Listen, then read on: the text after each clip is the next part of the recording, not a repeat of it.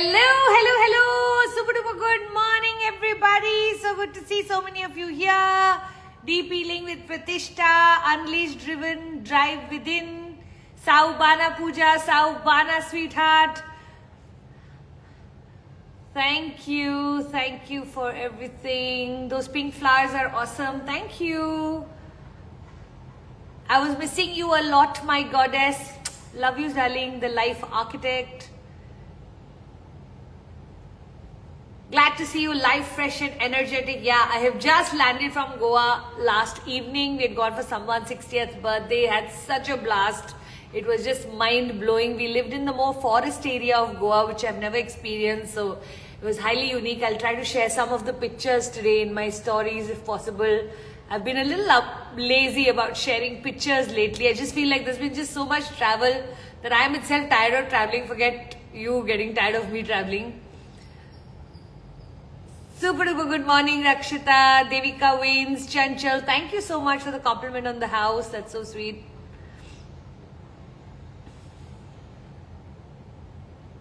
Lovely. Should we move into questions? Let's see what's happening here. Vanzi saying, hi ma'am, very good morning to you and all present in this room. So cute. Tuesdays are brighter than other days because mornings start with you. Thank you, Preeti. That's too sweet. Lovely. Nidhi, Tuesdays twinkle more because of you, Pooja. Thank you for these live sessions. Life Architect saying I'm a part of the SS tribe. Wow, that's lovely. Deep Healing. Pooja ma'am, money manifestation के क्या करें? Money manifestation करना है तो containers create करिए. What does that mean? Start to look at how would you like to spend that money. Rather, I'm reading this beautiful book called, let me actually just bring it and show it to you. It's really nice.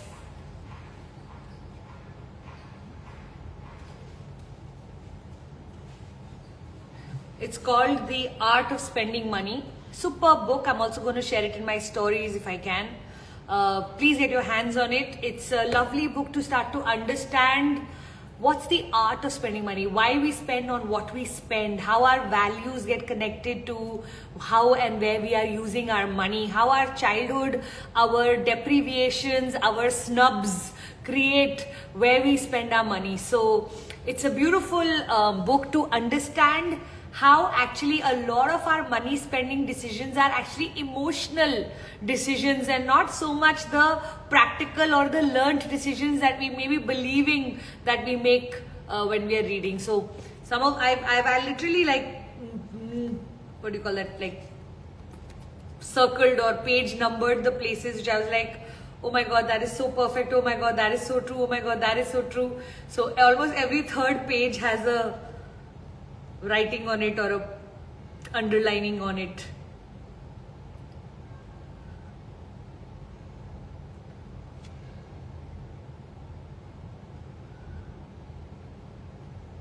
Nice. I'm just saying it's got so many things. You can even put it into your Google and just watch one of his, I think he's just come up with a podcast, the author, his name is Morgan Housel, and episode 1 is on the art of spending. So if you can't get your hands on the book, at least get yourself a 30 minutes and listen to the podcast, okay? So that's how I want you to start to look at money. Not only, I feel like if you don't know how to spend your money or if you don't know how to manage money, money doesn't come.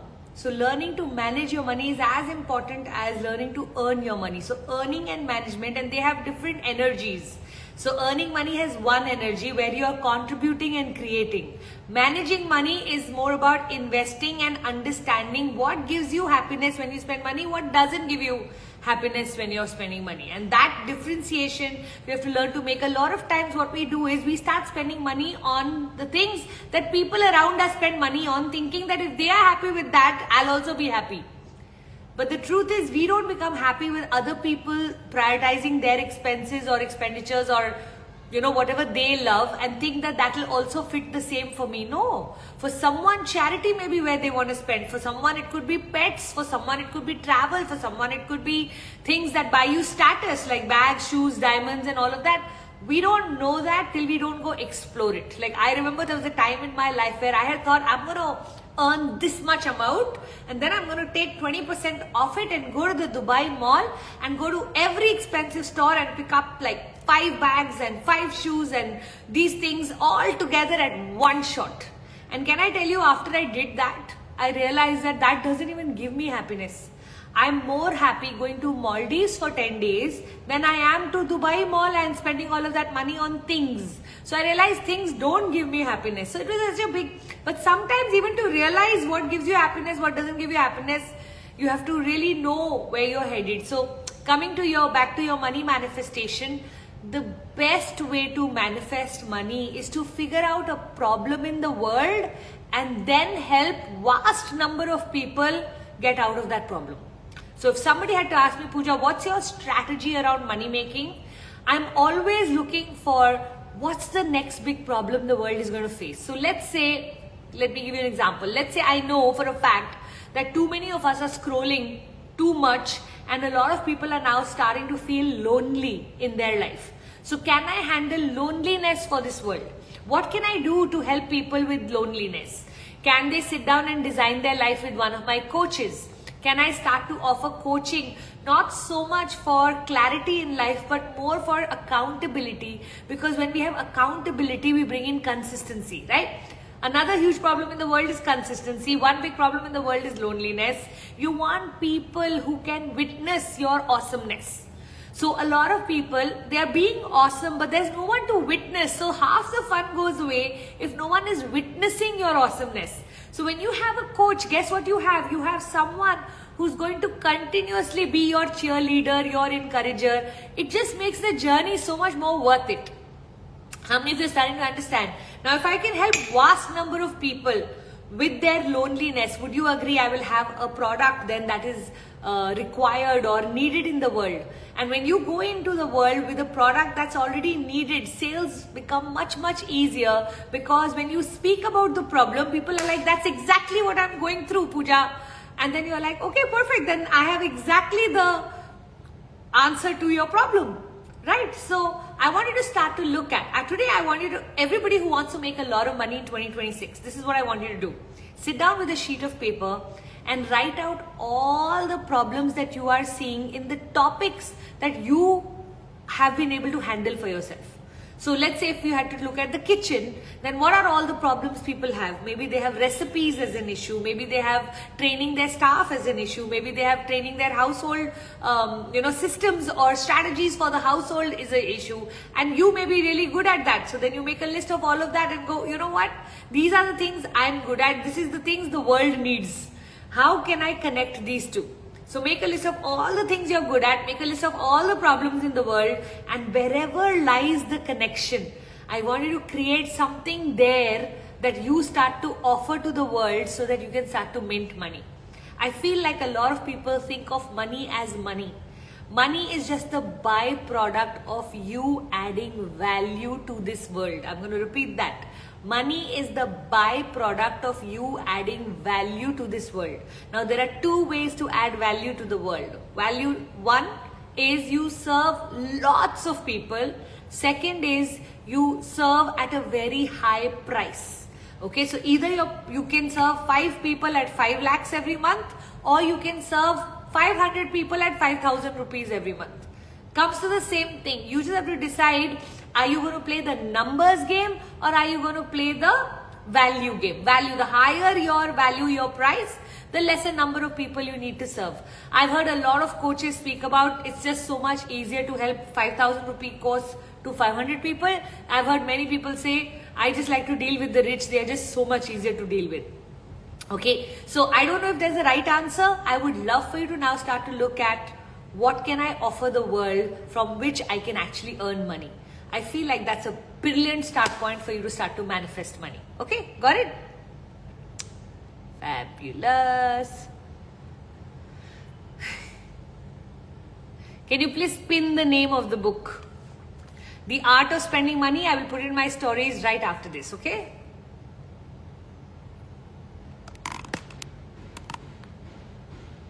Rahima, ma'am, how to deal with a lot of interference of my mother-in-law in my life and in my marriage? Talking to my husband is completely in vain. So Rahima, I feel like what sometimes we need to do is take a step back and see what is it we want to do in our life and start to do that. Okay, if your husband wants to remain involved in whatever he's involved in, let him be. You start to do what you need to do. Okay, don't worry too much about. A lot of times we get distracted because we don't have our own plan, and if somebody has a clearer plan, they'll keep winning from us. So let me give you an example. If I don't know where I'm going for Christmas and New Year's, what are the chances that people will be able to influence me to come where they are going?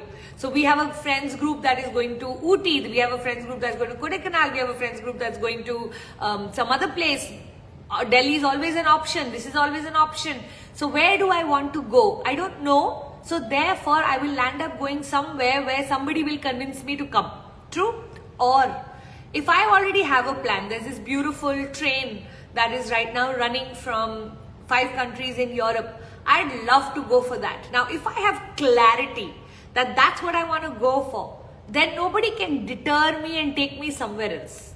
Got it? And this is just a very random example, but I want you to start to understand that how interference works. When we are not clear about where we are headed, when we are unsure about where we are headed, interfering becomes very easy for people because we get deterred. Okay? So what I'd love for you to start to do is sit down with your spouse and plan what are the things you're okay with interference on. I have no problem with these things. If my mother-in-law wants to go decide what food we are going to eat or what table crockery there should be on when for breakfast, lunch and dinner, maybe it doesn't matter to me so much. But if she interferes in how I want to raise my children or how I want to run my house or how I want to, some things that matter to me, right? Then I will be having an issue. So be very clear and very, strong when it comes to the things that absolutely matter, so that you can give her space for the things that don't matter. So individual decisions of your spouse, let her decide a few things, let her feel that power. Things about you, try to take back as many decisions as you can. Now this is easier said than done. It takes time to get to this point because even having that level of clarity is not easy. But the more clarity somebody has, the more assistance from the universe and people back off. The more unclear you are, the harder it is to remove people from your life. I hope this helps you in how I want you to start to deal with, if you already have a plan in advance, when your mother-in-law will create a new plan, automatically your husband says, no, that bit is already planned. This Sunday it's not possible because they're already doing that. But if she, let's say, decides that, every Sunday you have to have lunch with me, and you already wanted some other plan, but now she has mentioned it first. So then that becomes a problem, right? So that is why it's so important that you start to gain a sense of responsibility or a sense of understanding of your own life on what it is you want. Okay? And then also keep places of spontaneity where interference is okay. You don't want to chuck people out of your life. You want to be able to make sure that your priorities don't get impacted. Secondary, rather, if you have them involved, they will feel like they're contributing and yet it's not going to irritate or annoy you.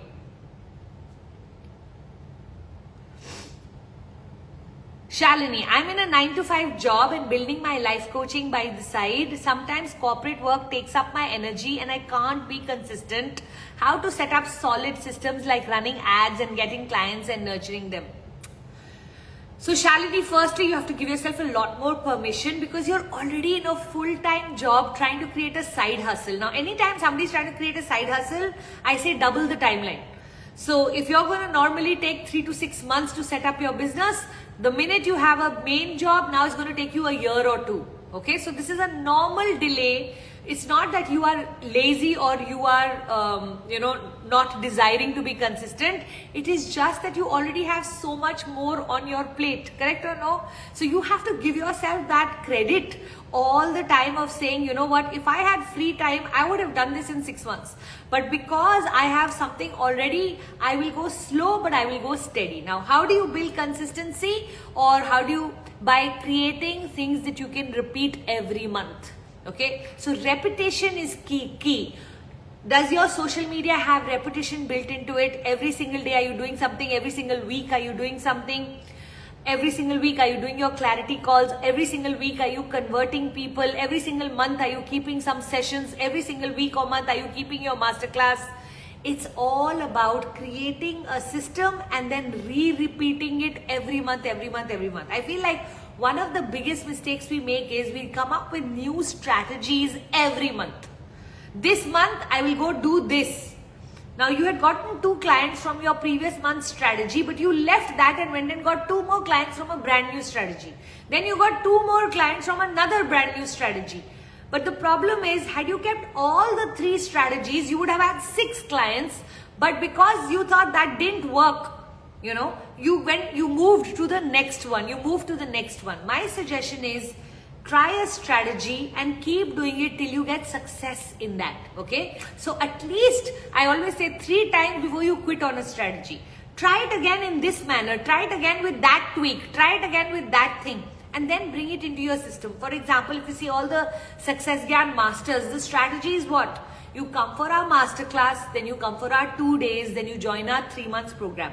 That's basically the strategy, right? Now, how do we get people for our masterclass, that 90 minutes that introduces you to us? We do all of our social media for that. So I do my Insta Lives week after week after week, that if people come and see me, what are the chances they'll want to know what else does she do? And when they will inquire, we will bring them for our masterclass. So there's a system in place. So every week I'll do Insta Live, every week I'll do masterclass, every month I'll do. So it's a system, and I'm not going to drop it just because something else is shining brighter. I'll keep doing this. So I keep running this on this horse while I keep training another horse to run. So, and that's how you actually build empires. Empires are not built by going from one to the other to the other. Empires are built by, I'll keep my job also, I'll build my coaching mastery, my coaching business also, and I will build my social media also, and slowly you keep adding. So you do something and then you strengthen it, and then you make that, it's hard till it's easy. So you keep doing it from when it goes from hard till it's easy. Like Insta Live now for me is very, very easy, correct? So I can do it week after week without having to worry about, oh, that this takes up a lot of my energy. Absolutely not. It's one of the easiest things I do in the week, correct? In the beginning, it was super hard. Oh God, Bhagwan ji, please देख लेना कि लोग आ जाएं, questions पूछ लें, हो जाए, मेरे answers correct हो, वो सारा doubt, सब कुछ था ना शुरू में. So शुरू में जब वो doubt and fear and overwhelm and ये सारे emotions होते हैं, we have to just keep doing it till all of that settles. And it takes time for things like that to settle. Doubt, fear, overwhelm settled. Consistency come in, clarity come in. Okay, perfect. This is now set. Next, what do I do? Next, and you keep building. Rome was not built in a day, right? You keep building on top of that. Then you keep building. Then you keep building. And one day you wake up with a strategy and a system so brilliant that it works on autopilot. You don't have to do much. I work almost like 3 days a week now, and it's all so set that I'm traveling the world. I'm looking forward to, being with my kids. I'm looking forward to other things in life today. I really want to seriously take my weight loss program into 2026 and all of that, because I can afford to say all these things because I have finished that part of my life where I had to set it up. It's all set now, correct? Are you understanding what I'm saying? How you have to set it up? So you have to be obsessed with your business for almost 1 or 2 years till it gets completely set. And setting takes time. Creation, then setting, then autopiloting. When you do these three again and again and again, a day comes where you wake up and go, wow, I feel like, now it feels easy. It was very hard in the beginning, very chaotic in the middle. So it goes from hard to chaotic to easy to very easy. And that's the journey I want every one of us to take. A lot of us, when it gets hard, we quit. And that's the biggest problem. If you quit when it's hard, it's never going to get easy. You have to keep going till the hard becomes easy. Okay? So, all the very best, and be very kind to yourself, because remember, you have a full-time job and you're trying to build a business on the side. Dimple Mehra, hi Pooja ma'am, if I want to train someone in life coaching, how should I begin? Should I start by teaching them E plus R equals to O model, or should I begin with counseling conversations, understanding what they... If I want to train someone in life coaching. So Dimple, one of the things I keep telling all of my coaches, and I can see that you must have done coaching certification under me, is unless you have hit a certain amount of success, a certain number of hours, and made a certain amount of money, You should not certify people in coaching. You should be doing their coaching. Certification needs that experience of how to, you're training someone in their career. You see, today a teacher can't just get up and become a teacher. She has to have experience in that subject for her to be teacher. Would you agree? So the same way I say, don't start coaching certification unless you've done at least 2 to 5 years. At least you should have had at least 500, minimum 500 hours of having you delivered coaching for you to be able to certify someone else in coaching.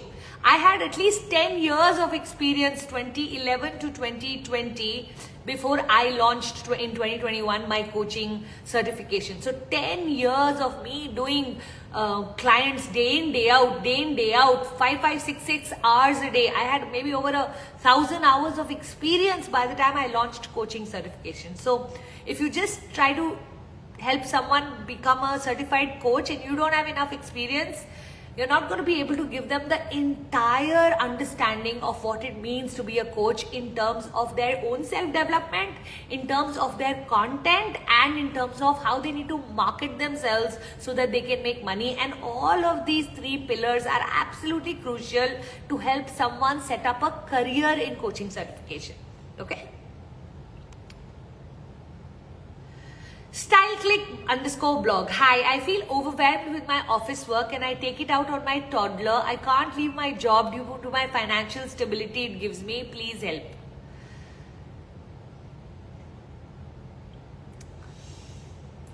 So StyleClick, firstly, congratulations on being highly aware of the fact that this is happening. Okay. Now I want you to sit down and write out the consequences of what you are doing. Now, if I was overwhelmed with something in my life and I kept removing it on my toddler, very soon my toddler will start to believe that this is how we react when things don't go our way. Okay? And then what is he or she going to do? They are going to start to do the same to you.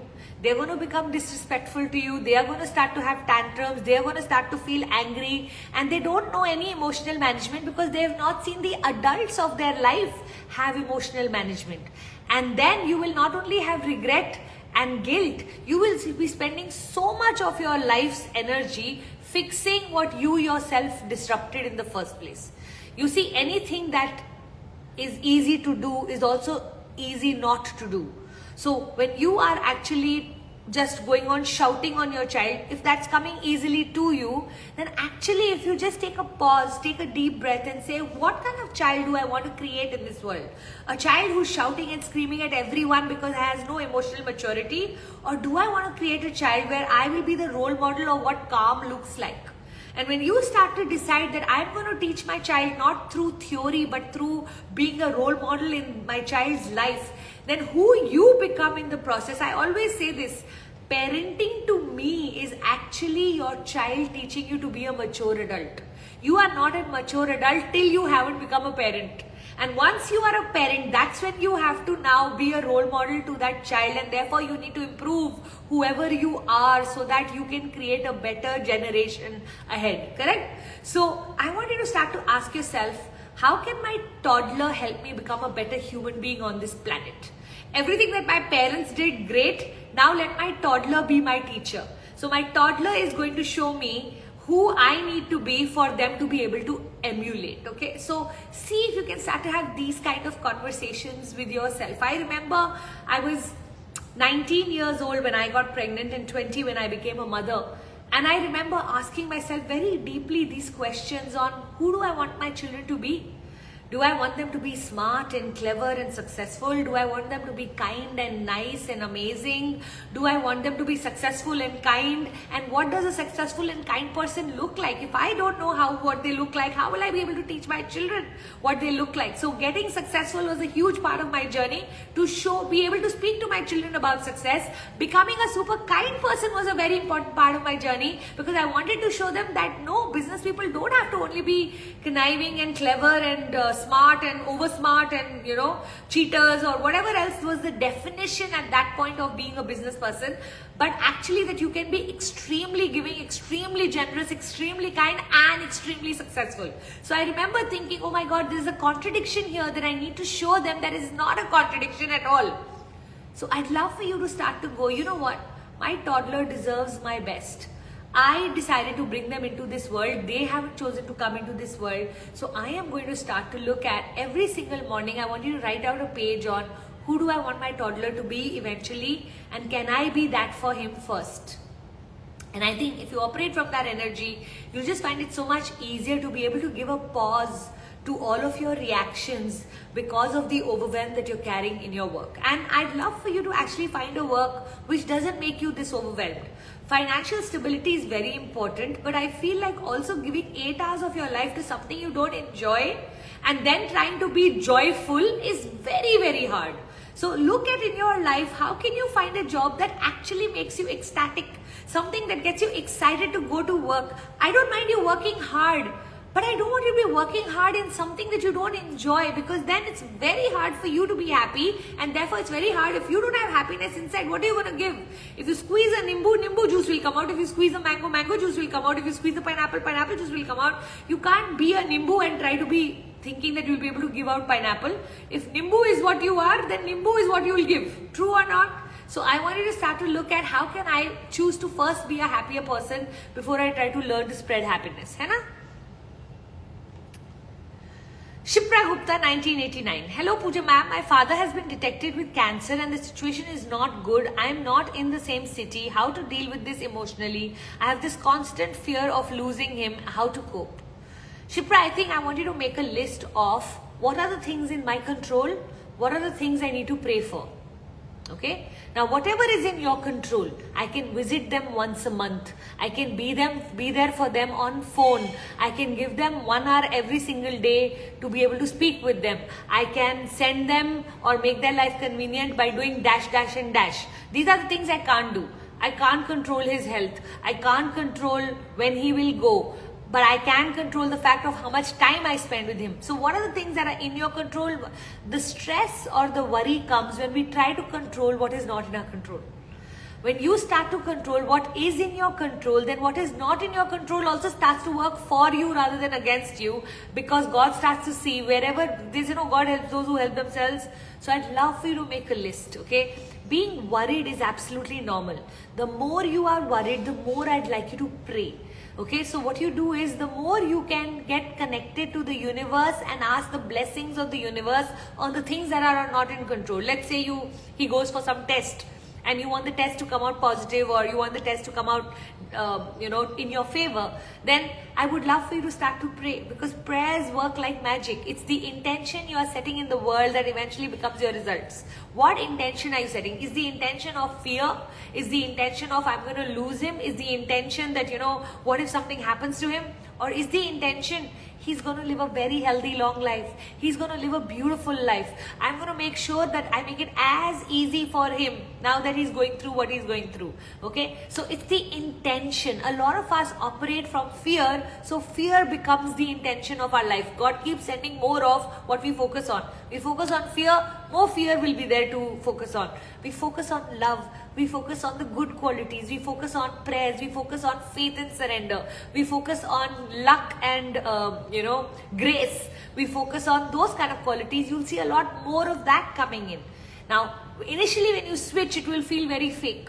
But with time, if you can start to train yourself, for me, I've seen so many times people around me will panic. And as they are panicking, I will go into my calm. And if I stay in my calm long enough, I know it's all going to work out, and it all works out as beautifully as I want it to. But when people around me are panicking, staying in my calm is a huge thing. If they panic, I panic, we all panic, then how are we going to look after things in life, right? Somebody has to take control and lead with intention. So I'm going to ask you to please become a leader of your life by firstly separating what you can do and what you need to pray for, okay?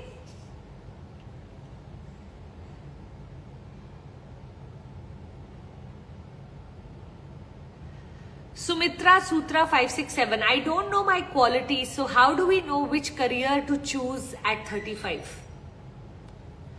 I feel like this whole idea of core competencies or knowing my qualities is way too overrated.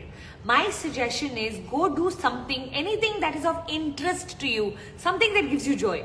You're interested in it, it gives you joy.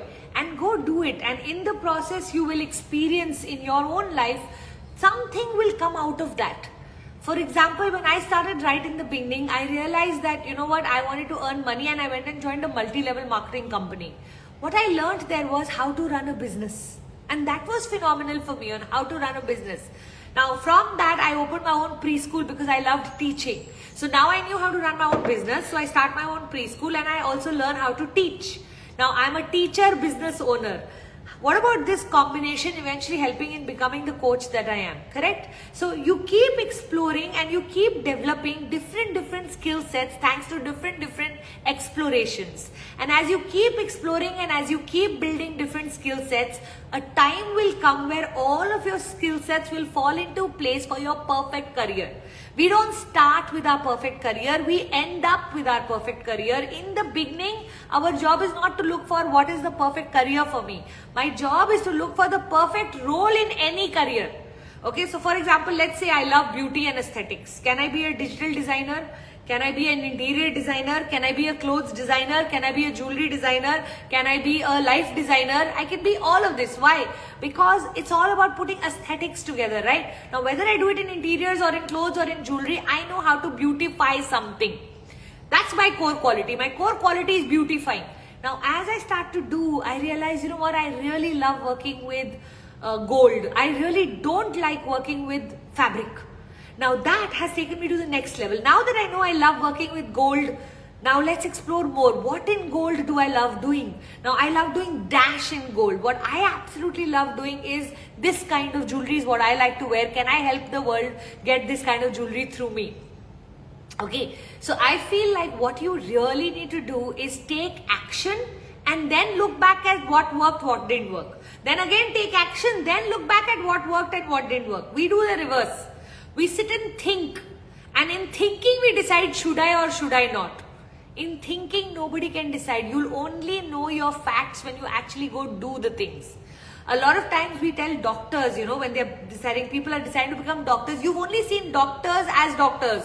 You don't know what goes behind the scene to become a doctor. So the first 6 months of becoming a doctor, you're like, oh my God, this is not what I signed up for. This is what I wanted. This is what I'm having to do.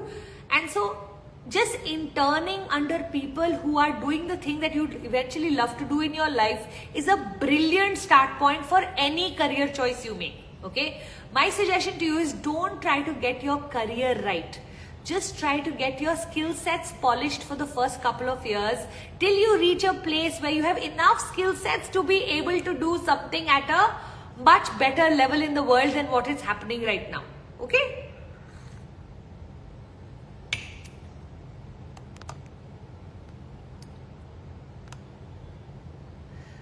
Anita, I am writing a book based on my learnings from my podcast guests.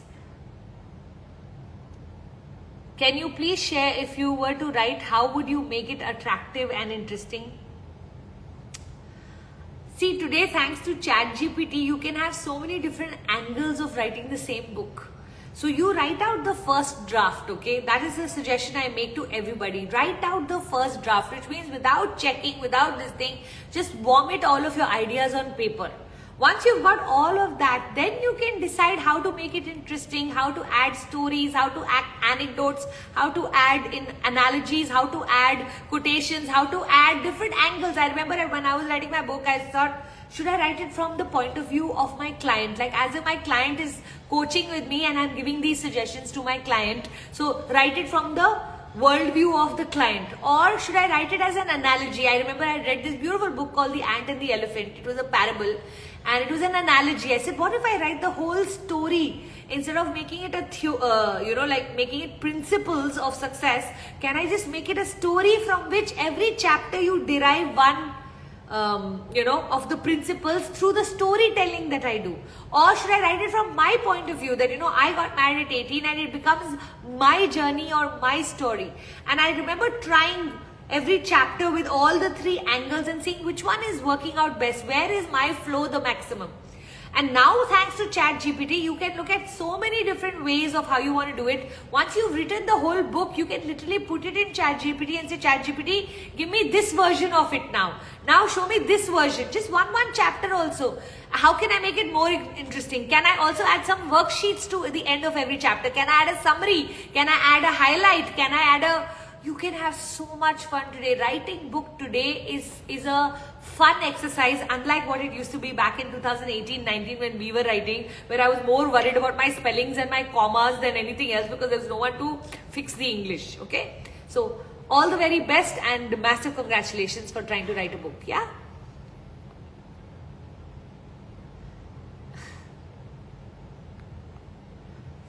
Nilofer, my clients are domestic violence victims. They say in their marriage is perfect until the physical abuse happens. Fear has set in. She doesn't want to continue. She's smart and well settled.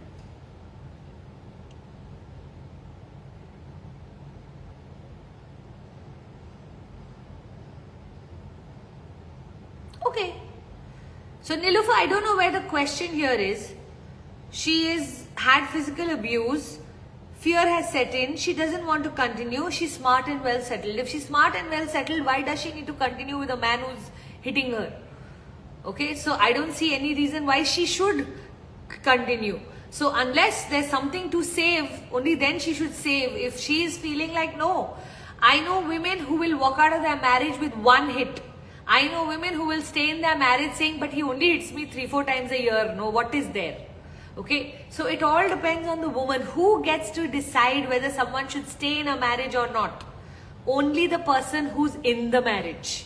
Okay, in our culture, we'll be asked to adjust. I don't see any reason if somebody is smart and well settled, why she needs to adjust to that kind of crap.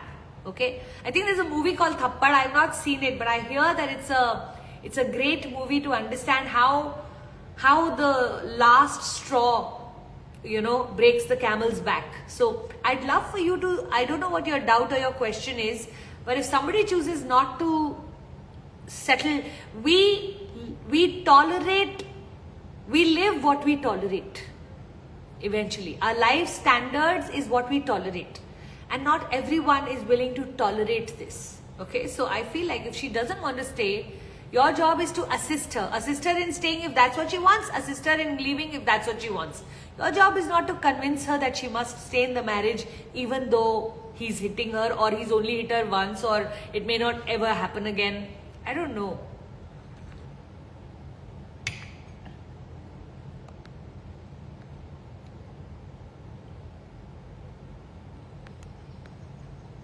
Let's go right to the bottom and see what's happening.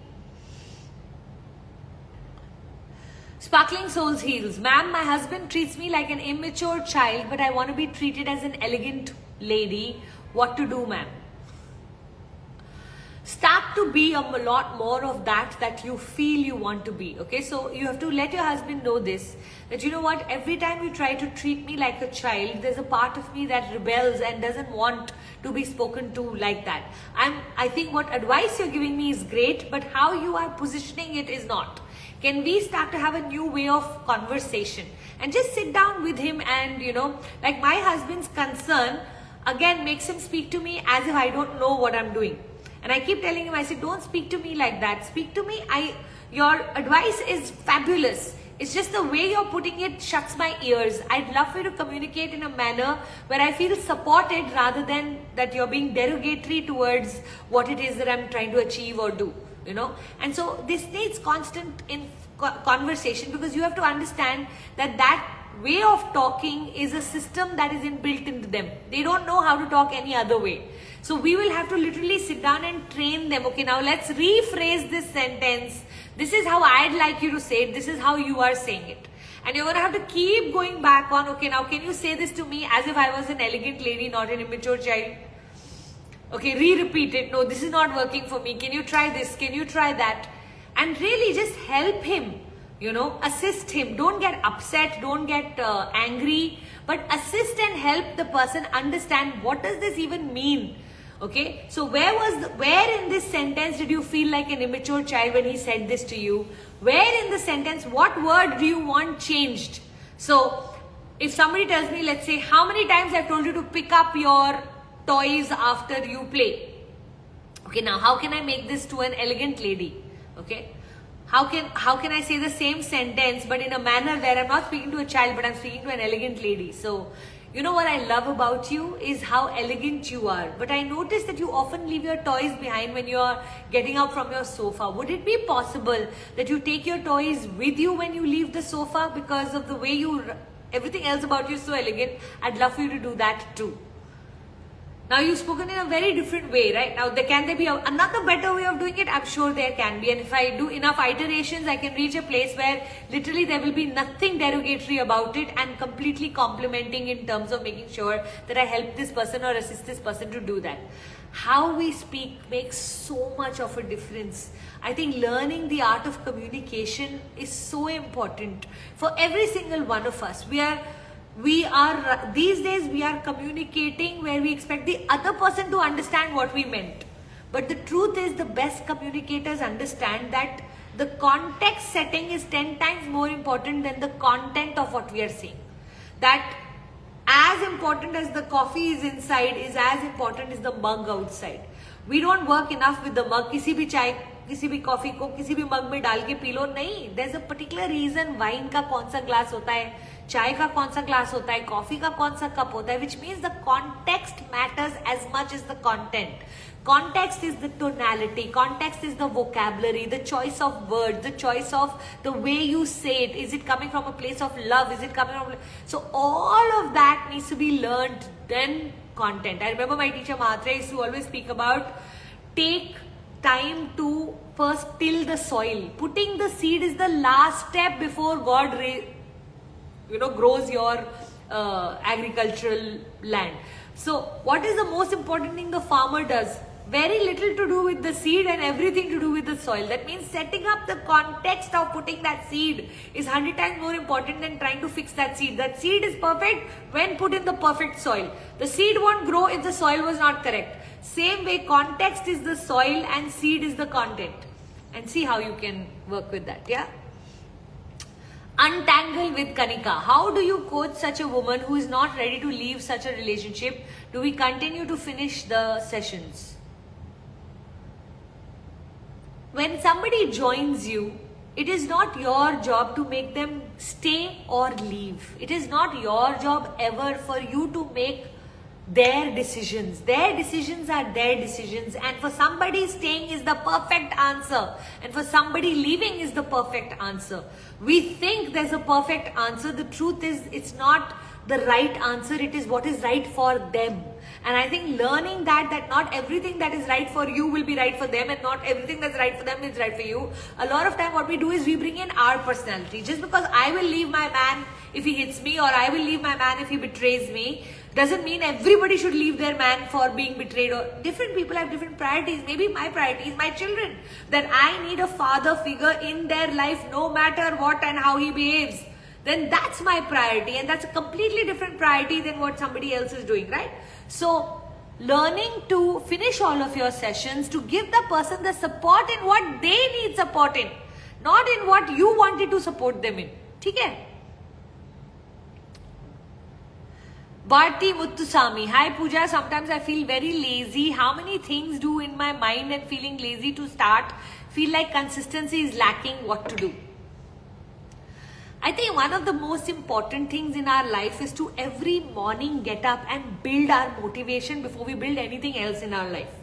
So just learning to wake up and say, what is it today? How do I want my day to look like?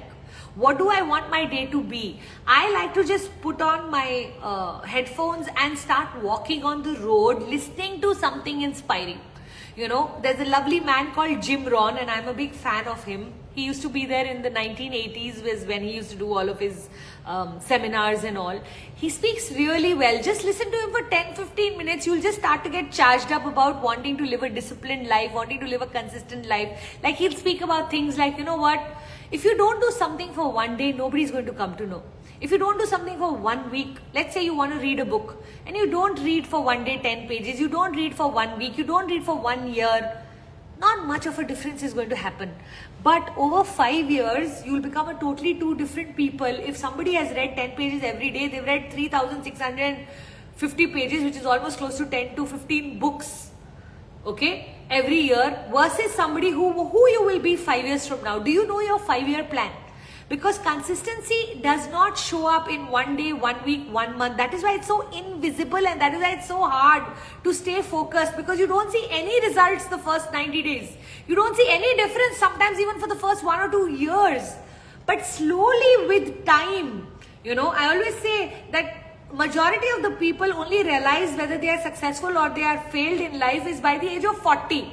Your health will start to show whether you did something right or wrong by the age of 40. Your money will start to show whether you did something right or wrong by the age of 40. Your relationships will start to show whether you did something right or something proper. So learning to make those decisions, because these decisions are very invisible on a daily basis, but they become extremely visible over years. So you are working with years, you shouldn't be working with weeks, days and months.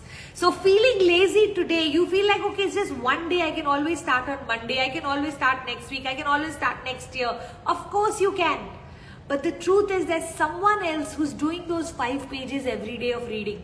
And they're reading every day, every day, every day. They're going for a walk for 15 minutes every day, every day, every day. They're choosing just one great habit and just doing it again and repeat.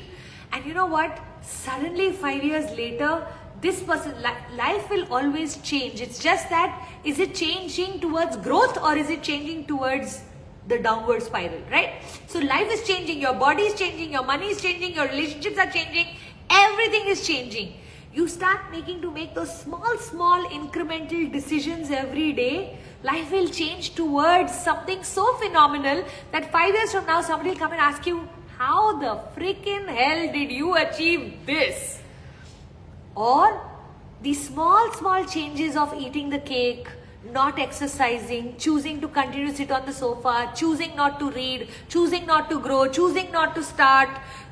Another day, and suddenly 5 years later, you are unhealthy, you are fat, you are poor, you are everything you don't want to be, and you're wondering what happened. You know what happened? Every day was a choice you didn't make. Every day was a choice you didn't make.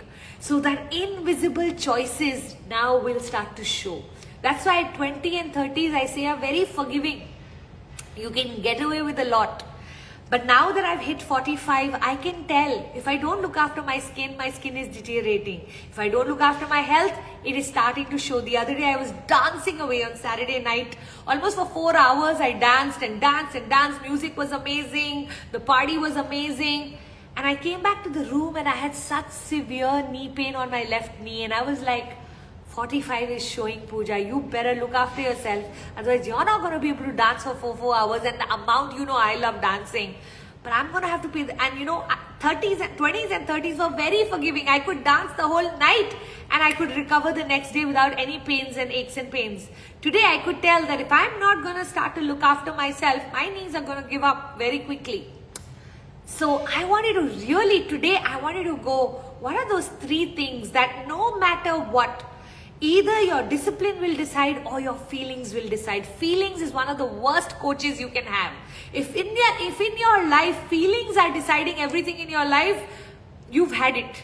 Okay? So you want your discipline to be your teacher. You don't want your feelings to be your teacher. A lot of us I don't feel like exercising today. You have just started the journey of your downward fall towards in the next 5 years. Then you say, you know what, I don't care how I feel. If I have to do these 3 things every day, I will do these 3 things. These 3 things I'm not stopping doing. You know how much of books I do? This is my gratitude book. Every single day, you will see, I will write. I'm not going to miss a day. I'm going to keep writing, whether it's 12th November, 13th November, 14th November. I'm going to keep writing my gratitude. I'm not going to stop writing my gratitude because I can't lose the mindset of gratitude. This is my daily discipline. Okay, what are the things that are absolutely non-negotiable today? It's all in the book. My to-do list for the week, my to-do list for the day, my to-do list for the month. It's all there. I just have to tick, done, carry over, done. This is the book I'm reading. So read. Every single thing takes discipline. My colored pens, my markers, my lighting the lamp every morning. I'm just sitting on my discipline table today, so this table is only all around discipline. So I will, there's no way I'm giving up on any of this. It's taken me years to build consistency on the habits. I'm not going to just give them up. Some of us are not working on our consistencies, and then we are wondering why we are lazy. We are lazy, and the worst part is, the lazier you get, the more distracted you get. The more distracted you get, the more you spend time on instant gratification rather than delayed success. So then we start looking for instant gratification. What will give me pleasure right now? Chocolate cake, scrolling on Instagram, wasting time on Netflix, speaking with friends, and gossiping. These are instant gratifications. So the more far away you get from your vision of who you want to become, the more you will start to look for instant gratifications. And instant gratifications have no future benefit. They're all today. If you keep working on just, okay, आज खा लेती हूँ, आज खुश हो जाती हूँ, आज ऐसे कर लेती हूँ, आज कल से ठीक से करूंगी, you already lost life there. कितना लंबा आंसर दिया मैंने, उफ, मूड में थी.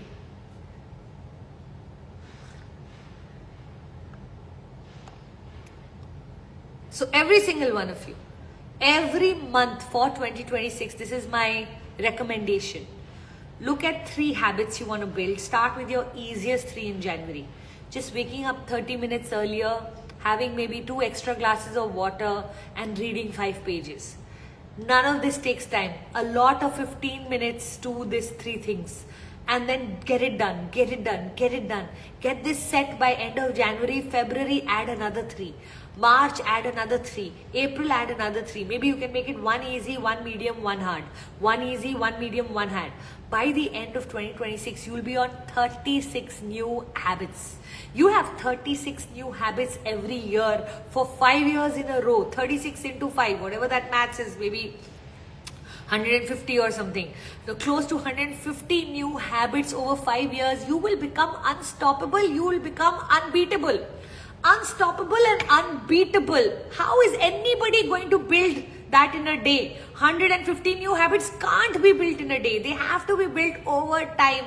While everybody else was letting their life slide by, you started making those very small, tiny decisions towards the right path.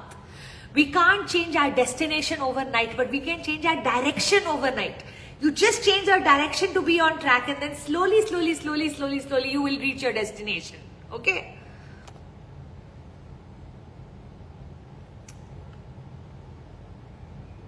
Fabulous. Life towards spirituality. How to start something related to spirituality. For me, one of the most important questions where I like to begin in my spiritual journey is, who am I?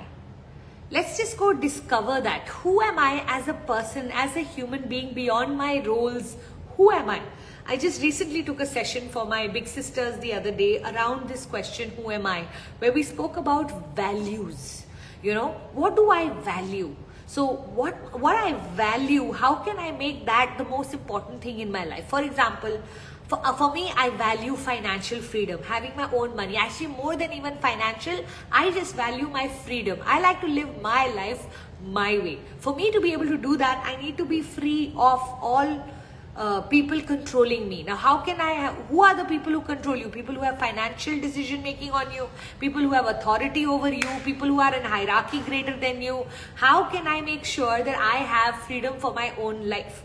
Something. I love beauty and aesthetics. Where do I like to spend a lot of my money? On makeup, on creams, on beautifying my space, beautifying myself, on my clothes. So I understand that one of the things I value. So who am I? I am someone who values freedom. I am someone who values beauty and aesthetics. I am someone who values contributing to the world. One of the ways I feel most loved is when I have made a difference in someone's life, right? I don't want love for free. I want love against the contribution that I make. So I keep contributing in the lives of people who are close to me. I like to contribute in the world. I like to contribute because contribution is a huge value system of mine. So now I'd love for you to sit and study this week. What is it you value? How do you know what it is you value? You don't need outside external motivation for it. It comes naturally to you. You tell me to exercise today. I don't value health. I don't value fitness. Why? Because it naturally comes to me. I'm like, okay, fine. I can't exercise. This is what will happen if I try to exercise, okay? But if you tell me today, Pooja, go and deliver this session, contribution, I don't need anybody to motivate me. I can do this for the next 2 hours if I want. Exercise, I can't. So now I know what my priorities in life are. I prioritize the freedom a lot more than health. For my husband, health is a lot more. So who is he? He's a person who believes in keeping his body like a temple. I'm a person who loves chola bhatura, right? So we have our own energies. Now when he tries to make me him or I try to make him me, we will struggle. But if I learn to respect the fact that for him health comes before everything else. So he's going to choose to go to the gym even if we are on a holiday. He's going to eat healthy even if we are on a holiday. When I tell him, छुट्टी पे तो छोला भटूरा खा लो, भाई क्यों मुझे नहीं खाना, मुझे टेस्टी नहीं लगता, मेरे को स्वाद ही नहीं लगता, मुझे हेल्दी खाना है. That's who he is. So a lot of times what happens is that if you really want to become spiritual, have a deeper understanding of who you are, start to have a deeper understanding of the people around you. Who are they? Because then what happens, coaching and helping people becomes much, much easier. When you understand who you are, you understand where they are coming from, then you will give them advice on their personality rather than throwing your personality onto them. Okay, so try that. To me, spirituality is all about asking the deep questions. On ChatGPT, I'd love for you to actually ask what are the most beautiful 10 spiritual questions that I can ask myself. Now, please remember, in spirituality, you do not have to have the right answers. You do not have to have answers that can be proven. These are just your answers. Okay, so you explore by being a seeker, not a believer. So you keep exploring. Okay, I think freedom is my value system. Now, let me check in my life. Where all have I always chosen freedom over dash, whatever that dash is? Right? So if I see that I constantly make decisions where my freedom is not being taken away from me, then I know freedom is. If I'm seeing the exact opposite to be true, I want to believe I'm healthy. I want to believe I love exercising, but you can't see it in my life. I don't spend time on it. I don't spend effort on it. I don't spend money on it. I'm not spending on it. I'm not investing in it. Then it's not a value of mine. It's a value I desire to have, but it's not a value of mine. Is everyone starting to understand where I'm taking you with this? So see how you can use this. If you want to become really spiritual, ask yourself deeper questions. Questions about life, questions about awakening. Become an observer of your life rather than experiencer of your life. Which means when you start to get angry, ask yourself, from where is this anger coming? Is this 2-year-old making me angry, or there was anger already inside that has got triggered because something the 2-year-old did? So what is my original? What am I angry about? Oh, I'm actually angry about my work. But it's coming out on this toddler because this toddler doesn't have a response system yet. He can't say anything to me. My boss can. So I can remove it here without any consequences, but I can't remove it there. Great insight, right? So to me, spirituality is all about improving your life by examining your life. An examined life is a spiritual life. Got it?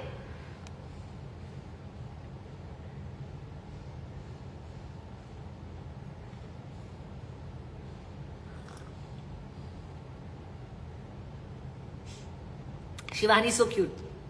Can't we treat a body like a temple and still eat chola bhatura? Of course you can.